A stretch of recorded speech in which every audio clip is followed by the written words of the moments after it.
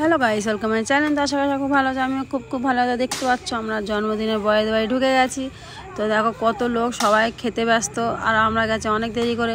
তো তাড়াতাড়ি করে গিফটটা দিয়ে তাড়াতাড়ি করে এসে আমরা পকোড়াটা ফার্স্টেই খাবো। তো চলো ওদের বাড়ি যাওয়া যাক। তো দেখো আমি ওদের বাড়ি গলিতে ঢুকছি, ওরা একটু ভেতরে গলির দিকে থাকে।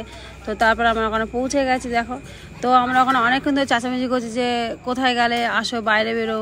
তো কেউই নেই, মা তো বাইরে ছিল, কেন অনেক লোক এসে সবাইকে দেখছিল।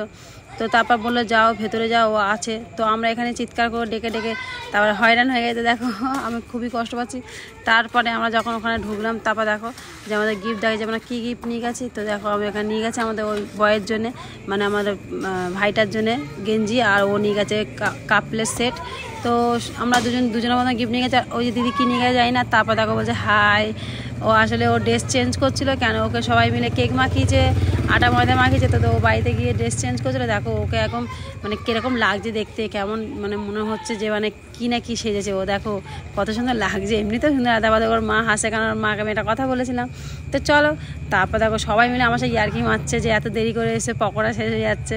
তো চলো যাওয়া যাক। তো পকোড়া খাওয়ার জন্য আমি তৈরি। তো আমরা যখন যেতে দিকে আমার ছেলে পকোড়া খেতে শুরু করে দিয়েছে।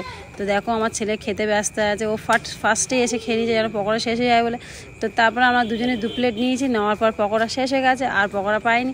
তো তারপর দুজনে ভাগ করে খাচ্ছিলাম, খেতে খেতে দুজনে চলো একটু দুজনে মিলে একটুখানি অ্যাক্টিং করা যাক। তো আমরা দুজনে অ্যাক্টিং করছি, আর খুবই সুন্দর হয়েছিল পকোড়া, কারণ খুবই নরম ছিল পকোড়া, খেতে খুবই টেস্টি। তো তারপর চলে যায় ছোট্ট মিষ্টি, আমাদের একটা বান্ধবী। তো আমার বান্ধবী না, আমার সবাই বোনই হয়, কারণ আমার থেকে সবাই অনেক ছোট।